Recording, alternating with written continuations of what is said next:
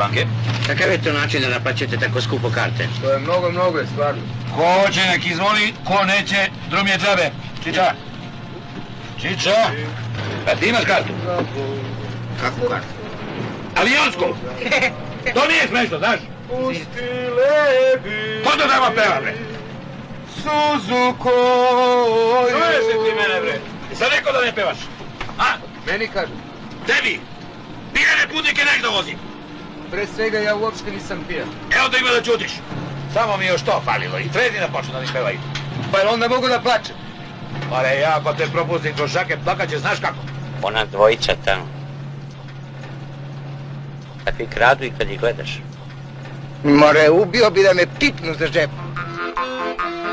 Za Beograd,